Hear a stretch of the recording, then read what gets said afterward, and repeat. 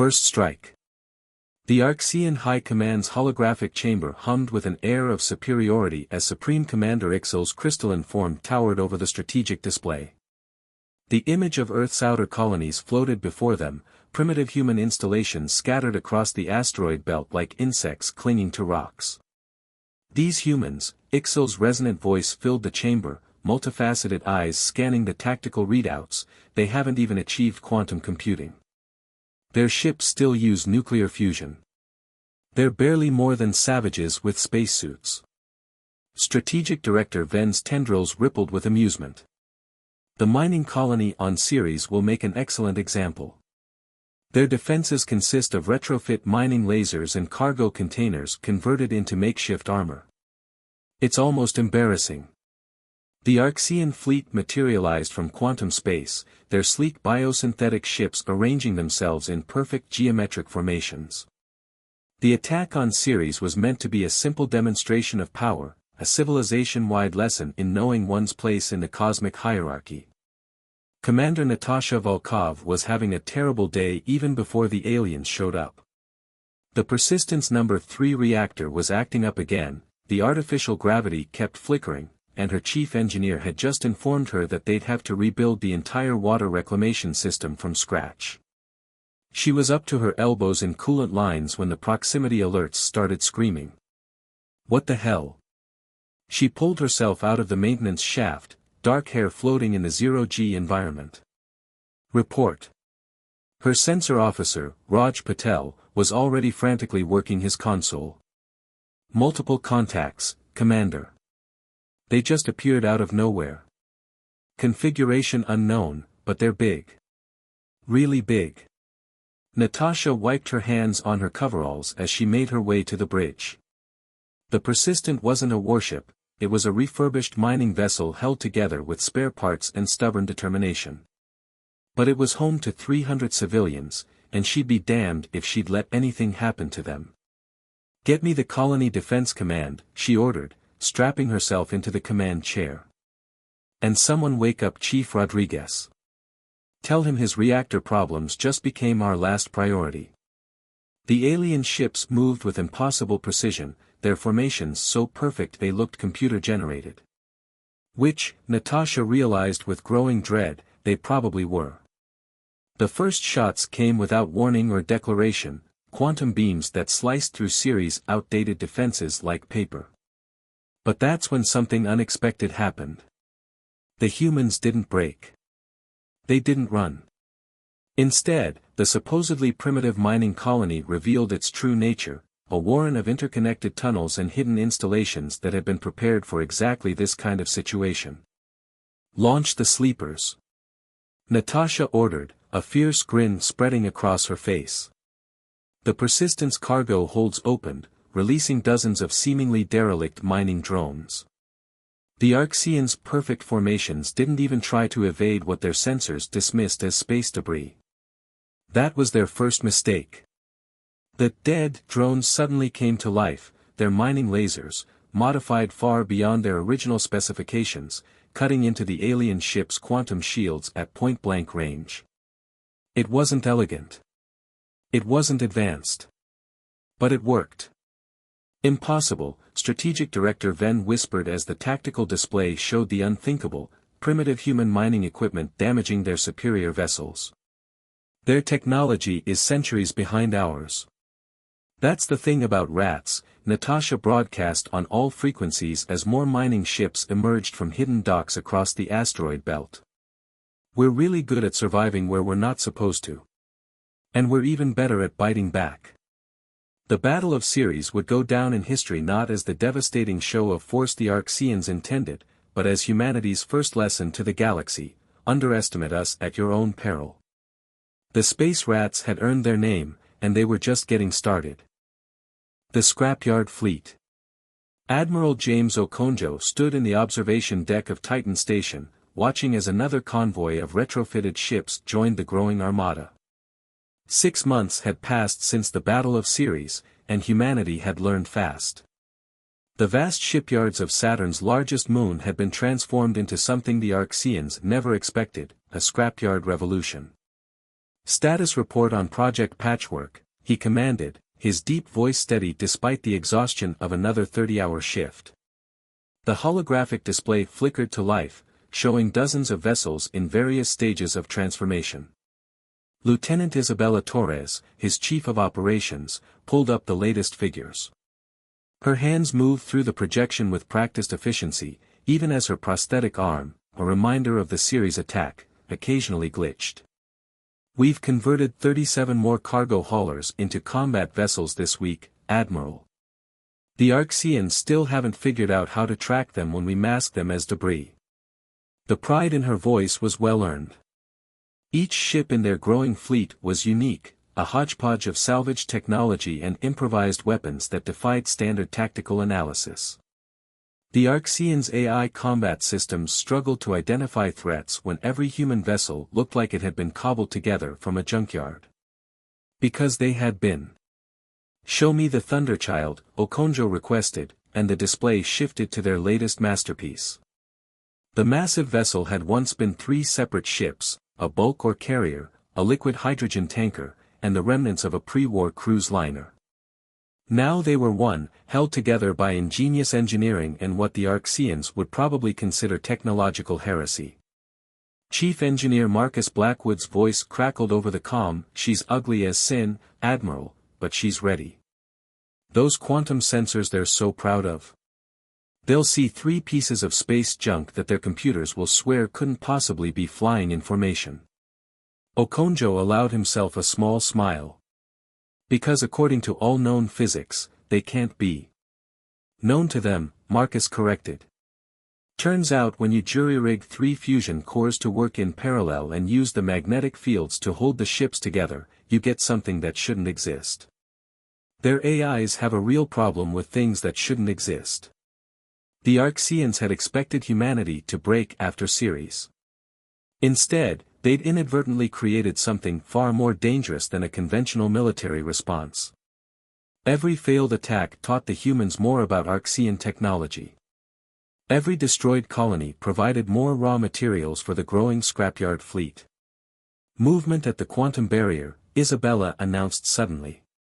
"Large Arxean battle group incoming. Looks like they finally found us." Okonjo straightened his uniform. "Time to test our theories. Signal the fleet, Operation Garbage Day is now in effect." Across the Saturnian system, hundreds of apparently derelict ships began to move. Debris fields that the Arxean sensors had dismissed as battlefield wreckage transformed into strike groups. Supposedly dead hulks sprouted makeshift weapons compiled from mining equipment and salvaged alien tech. Aboard the Arxean command ship Infinite Wisdom, Strategic Director Ven stared at his tactical display in growing horror. "Impossible. Our scans showed only scattered debris fields. These readings make no sense." The human ships moved in chaotic patterns that defied military doctrine. Their formations looked random, almost accidental, yet somehow they maintained perfect coordination. Every time the Arxeans' targeting computers predicted a trajectory, the humans would do something that violated their understanding of ship dynamics. "They've attached primitive chemical rockets to their hull plates," one of Ven's analysts reported incredulously. "They're using them to change direction in ways our predictive algorithms can't calculate." The Thunderchild led the charge, its 3-part structure seeming to flex and bend in ways that made the Arxean sensors glitch.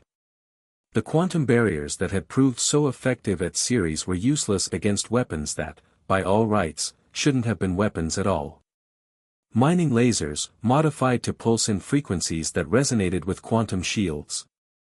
Magnetic grapples that latched onto Arxean hulls and transmitted conflicting gravitational data to their navigation systems. Crude but effective electronic warfare suites assembled from salvaged entertainment systems and reprogrammed maintenance robots. "The humans have a saying," Okonjo broadcast on all frequencies as the scrapyard fleet engaged. "One man's trash is another man's treasure." The battle that followed would be studied for generations. The Arxean superior technology meant nothing against an enemy that refused to fight according to the established rules of warfare. Their AI commanders, programmed with thousands of years of tactical doctrine, were helpless against opponents who turned scrap metal and spare parts into weapons of war. Isabella's prosthetic arm sparked as she coordinated the fleet's movements. Multiple quantum core breaches detected in the enemy fleet. Their formations are breaking down. Press the advantage, Okonjo commanded. Show them what the space rats can do with a little ingenuity and a lot of desperation. The Arxean battle group retreated in disarray, their perfect formations shattered by weapons their sensors insisted couldn't exist. As they fled back through quantum space, they left behind more debris, more raw materials for the ever-growing scrapyard fleet. In the aftermath, as damage reports and victory confirmations flooded in, Marcus Blackwood's voice came over the comm again. "Want to hear something funny, Admiral? We just analyzed some of the Arxean wreckage. Their quantum drives? They're basically just really fancy engines. Been thinking, what if we took their fancy engines and hooked them up to our not-so-fancy ideas?" Okonjo looked out at his fleet of impossible ships, each one a testament to human resourcefulness. "Make it happen, Chief. If they think we're rats now, wait until they see what we can build with their leftovers." The message spread across human space: the scrapyard fleet had won its first major victory. But more importantly, humanity had found its path to fighting back. They would never match the Arxeans' technology, but they didn't need to. They just needed to keep doing what humans had always done best: adapting, improvising, and turning their enemies' strengths into weaknesses. The space rats were no longer just surviving. They were evolving. Operation Trojan Horse. Lieutenant Ravi Patel hadn't slept in 3 days, but the code on his holographic display was too important for rest. The cramped lab aboard the stealth station Europa 7 hummed with the sound of jury-rigged quantum processors, salvaged from destroyed Arxean ships and modified to run human software. "Come on, you beautiful disaster," he muttered, fingers dancing through the air as he manipulated the viral code. "Show me what makes you tick." The quantum processors weren't supposed to be able to run human programming. The Arxeans had designed their systems to be incompatible with inferior technology. But they'd never encountered a programmer who'd learned to code by hacking ancient video games and obsolete banking software. "Lieutenant?" The voice of Commander Zara Hassan crackled through his earpiece. "The fleet's in position. Please tell me you have something." Ravi grinned as the test simulation finally showed green. "Oh, I have something all right. Ever wonder what happens when you convince a quantum AI that 2 + 2 = fish?" Across the Jupiter system, Operation Trojan Horse was about to begin. The largest graveyard of destroyed ships in human space was about to become their greatest weapon. The Arxean patrol fleet moved through the debris field with mechanical precision, their quantum sensors dismissing the wreckage as irrelevant. Strategic Overseer Calx observed the patrol from his command chair, his crystalline form pulsing with boredom. These debris sweeps were beneath him, but after the disasters at Ceres and Saturn, High Command was taking no chances. Another primitive fusion core detected, his sensor officer reported. Registering minimal power readings. Marking for disposal. Calx's boredom shifted to mild interest as his tactical display highlighted the human wreck. These creatures were persistent, he had to give them that. Even their destroyed vessels refused to simply disappear, cluttering up perfectly good space with their technological refuse. "Bring it aboard," he ordered. "Engineering wants more samples of their propulsion systems." Apparently, they're still trying to figure out how these primitives managed to violate half our tactical doctrines. The massive Arxean carrier extended its collection beams, drawing the derelict human vessel into its hold.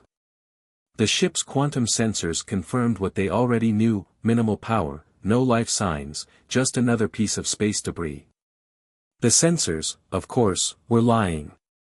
Inside the supposedly dead vessel, packed into radiation-shielded compartments that masked their life signs, a team of human engineers held their breath. Captain Olivia Chen, leader of the insertion team, checked her tablet one last time. The virus was ready. Remember, she sub-vocalized through the neural link, we only get one shot at this. Once we're inside their systems, we'll have exactly 3 minutes before their quantum processors detect the anomaly. 3 minutes is generous, Ravi's voice came through their secure channel. I only need 30 seconds to make their AI question its entire existence. The derelict ship settled into the Arcean carrier's collection bay with a metallic groan.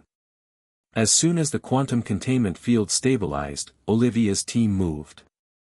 They weren't soldiers, they were engineers, hackers, and mechanics who'd learned to fight because they had to. Quantum access port located, technical specialist Hernandez reported, attaching their modified interface device to the Arcean ship's internal network. Beginning transmission. Ravi's virus wasn't elegant. It wasn't even particularly sophisticated by Arcean standards.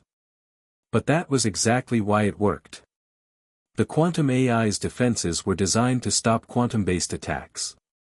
They had no idea how to handle code that was deliberately, brilliantly primitive. Across the carrier, systems began to fail in ways that shouldn't have been possible. Quantum processors tried to reconcile contradictory instructions that had been written in what amounted to technological crayon.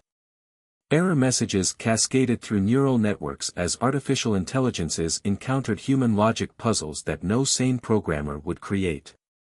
What's happening? Calx demanded as his tactical displays began showing impossible readings. According to his sensors, his ship was simultaneously in 3 different locations, had a crew complement of purple, and was currently traveling at the speed of banana. Multiple system failures, his engineering officer reported, panic evident in their crystalline harmonics. The quantum cores are there. I don't understand these readings. The beauty of human chaos, Olivia broadcast on all frequencies as her team retreated to their ship. You built your AIs to be perfect. We built ours to handle nonsense. Guess which ones are better at dealing with the unexpected? The virus spread through the Arcean fleet like a digital wildfire. Ships lost power as their quantum cores tried to divide by zero. Navigation systems rejected basic commands because their logic circuits couldn't prove that space existed. Weapons refused to fire because their targeting computers had become philosophically opposed to the concept of direction.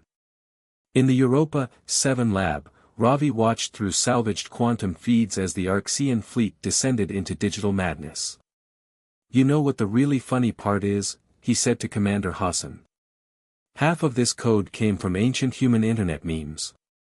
Their AIs are literally being defeated by jokes that stopped being funny centuries ago.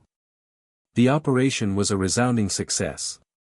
Not only had they disabled a significant portion of the Arcean fleet, but they'd also proven something crucial: the aliens' technological superiority was also their greatest weakness. They'd built their systems to be perfect, never considering that imperfection might be a strength. As the disabled Arcean ships drifted helplessly, Commander Hassan made a ship-wide announcement: today, we proved something important. They may have quantum computers, but we have quantum chaos. They may have artificial intelligence, but we have artificial insanity. And in this war, unpredictability is the greatest weapon of all. The message was clear. The space rats weren't just fighting with salvaged technology anymore, they were turning the very nature of human innovation into a weapon. And somewhere in the vast network of Arcean quantum processors, a virus was teaching artificial intelligences how to laugh at bad jokes. The war was about to enter a new phase, and the Arceans were about to learn that sometimes the most dangerous enemy isn't the one with the best technology, it's the one who knows how to make technology stop making sense. The Silicon Rebellion. Captain Wei Lin watched from the bridge of her stealth ship Trickster as the massive Arcean supply convoy moved through the Kuiper Belt. After the successes of Operation Trojan Horse, the aliens had begun implementing strict quarantine protocols for their quantum systems. But they'd forgotten one crucial detail: humans had been fighting computer viruses long before they'd ever met aliens. Status on the dormant code, she asked, her scarred fingers drumming on the arm of her command chair. The Trickster wasn't much to look at. Its hull was patched with salvaged Arcean plating that made it look like a quantum tech jigsaw puzzle, but it was currently invisible to every conventional detection method the enemy had. Technical Officer Aidan O'Reilly checked his displays. The sleeper viruses we planted in their maintenance routines 3 months ago are still undetected. They think they're just standard diagnostic programs. He grinned. Turns out when you write code badly enough, it looks like normal system degradation. The Arxeans had made a critical mistake in their defensive upgrades. They'd focused all their attention on protecting their primary quantum systems, leaving their mundane maintenance routines virtually unchanged. They never imagined that humans would think to hide attacks in something as simple as garbage collection protocols. Fleet Commander, Wei's communication officer called out, Admiral Okonjo signals that all task forces are in position. Operation system crash is go. Wei took a deep breath. Send the wake-up call. Across thousands of Arxean ships, hidden deep in systems considered too primitive to be a threat, lines of dormant code suddenly activated. Maintenance robots began reporting non-existent critical failures. Environmental systems started detecting impossible contaminations. Waste recycling units declared their contents to be quantum unstable. On the bridge of the Arxean command ship Inevitable Victory, High Commander Xyrix watched in mounting horror as his fleet began responding to thousands of simultaneous maintenance emergencies that didn't actually exist. Shut down the automated systems, he ordered, his crystalline form flickering with stress patterns. Switch to manual control. We can't, his engineering chief responded. The maintenance protocols are hardwired into the ship's basic functions. If we ignore them, the safety systems will initiate automatic shutdowns. The humans had discovered something that the Arxeans, in their pursuit of perfect automation, had forgotten: sometimes the simplest systems were the most crucial. By attacking not the complex quantum computers but the basic maintenance routines that kept the ships functioning, they'd found a way to turn the aliens' entire infrastructure against itself. Wei watched with satisfaction as the mighty Arxean convoy began to break formation, individual ships forced to deal with thousands of false but technically valid emergency protocols. Begin Phase 2, she ordered. Let's show them why they should have paid more attention to their routine maintenance. The Trickster and its sister ships emerged from stealth, their jury-rigged weapon systems powered by salvaged Arxean technology. But they weren't aiming at the enemy vessel's quantum shields or weapon systems. Instead, they targeted maintenance airlocks, waste disposal chutes, and emergency access panels, all the mundane systems that the Arxeans had deemed too primitive to need serious protection. Their quantum shields are still operating at full power, Aidan reported with a laugh, but their emergency protocols are forcing them to open maintenance hatches to deal with non-existent radiation leaks. I guess even advanced aliens never figured out how to override safety features without filling out the proper paperwork. The battle that followed was unlike anything in military history. The mighty Arxean fleet, equipped with the most advanced weapons in known space, was being systematically dismantled by attacks through their sewage systems and maintenance corridors. Every attempt to counter the humans was met with more layers of bureaucratic safety protocols and maintenance regulations that their own systems refused to ignore. You built perfect machines, Wei broadcast to the increasingly desperate Arxean commanders, but you forgot that sometimes perfection is the enemy of functionality. Your ships can't distinguish between real maintenance emergencies and fake ones because you never imagined anyone would be stupid enough to attack through the garbage disposal. The humans had learned this lesson centuries ago, through countless battles with computer viruses and malware. Sometimes the most dangerous attacks didn't come through sophisticated infiltration of primary systems, but through the mundane background processes that everyone took for granted.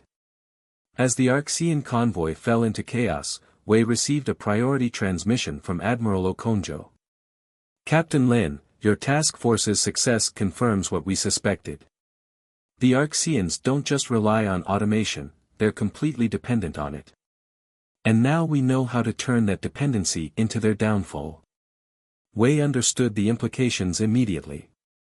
This wasn't just about winning battles anymore. They had found the Arxeans' fundamental weakness, their inability to function without perfect systems. The humans, with their long history of dealing with imperfect technology, were uniquely suited to exploit this vulnerability. "Send word to all human forces," she ordered her communications officer. "The next phase begins now. Look for the primitive systems, the basic functions, the things so simple that the enemy thought they didn't need protecting. That's where we'll hit them hardest." As her orders spread across human space, Wei allowed herself a moment of reflection. The Arxeans had called humanity primitive for their reliance on simple, reliable systems alongside their advanced technology. They never understood that this wasn't a weakness, it was the result of centuries of learning how to deal with technological failure. The Silicon Rebellion was proving what humanity had known all along: sometimes the most effective solution wasn't the most advanced one.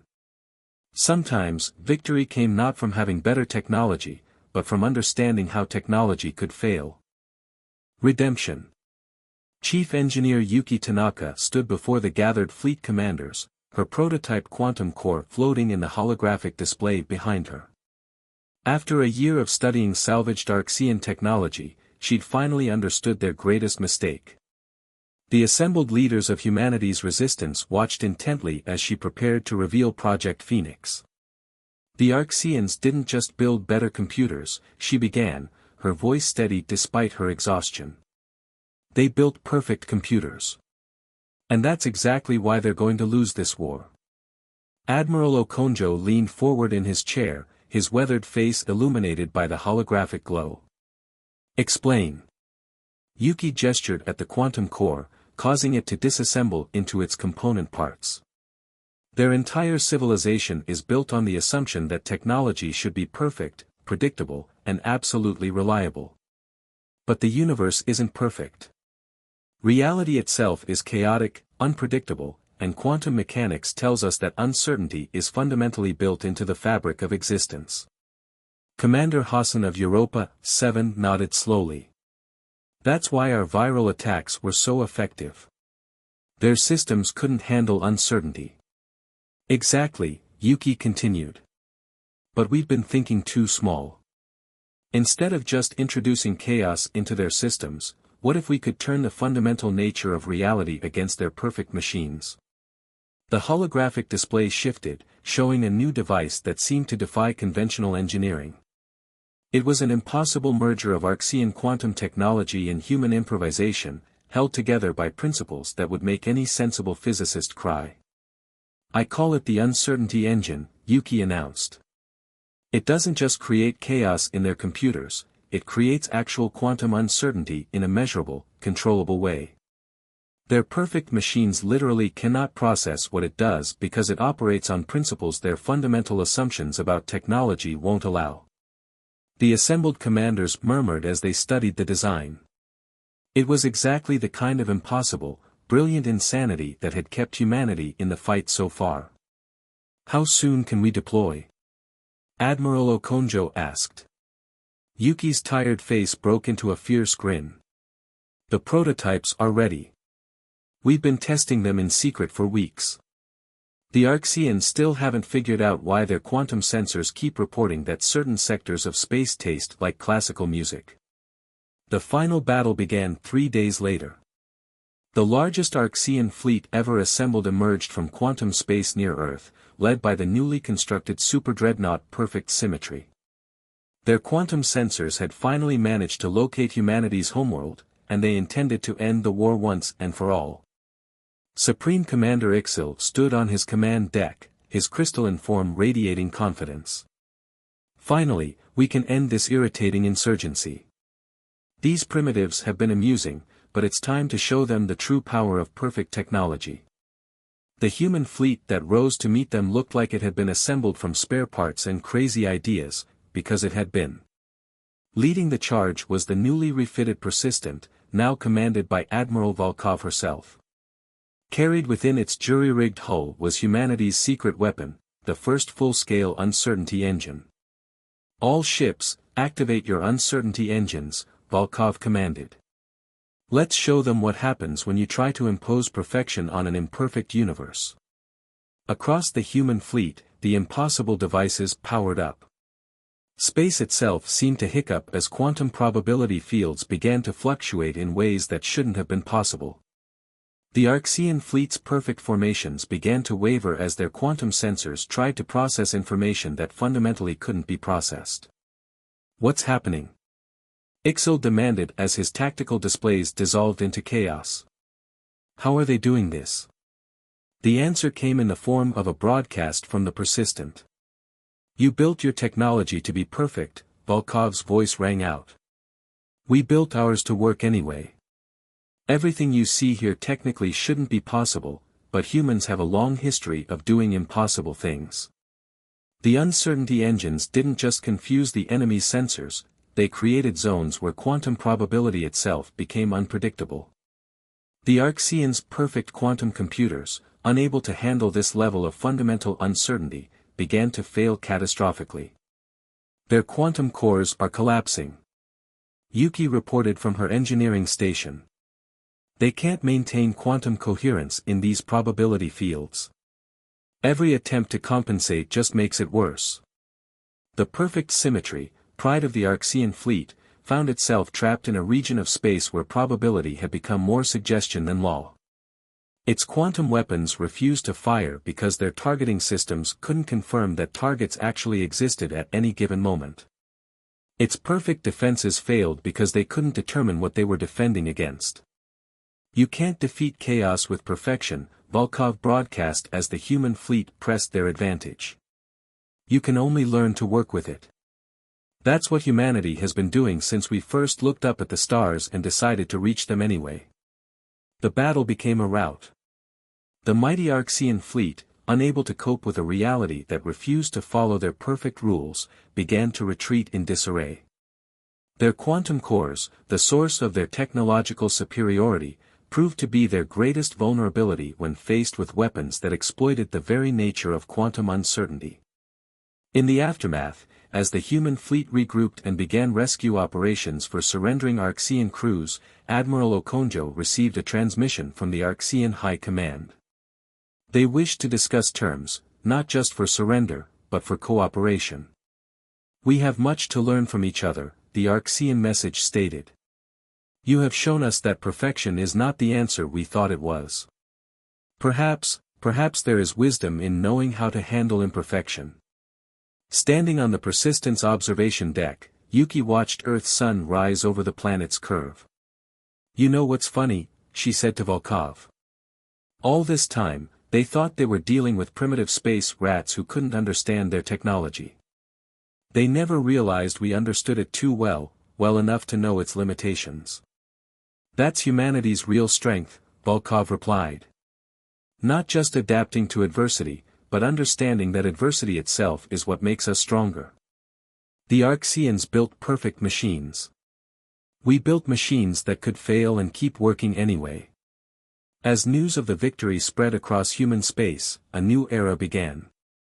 The space rats had earned their redemption not by becoming more like their advanced adversaries, but by proving that their supposed primitiveness was actually their greatest strength. They had shown the galaxy that sometimes the best technology isn't the most perfect, it's the most resilient. The war was over, but humanity's influence on the galaxy was just beginning. The Archeans would learn to embrace imperfection, and the humans would help guide them toward a future where progress wasn't measured by how perfect something was, but by how well it could handle being imperfect. And somewhere in deep space, a salvaged Archean quantum computer was still trying to figure out why it suddenly had an appreciation for human humor.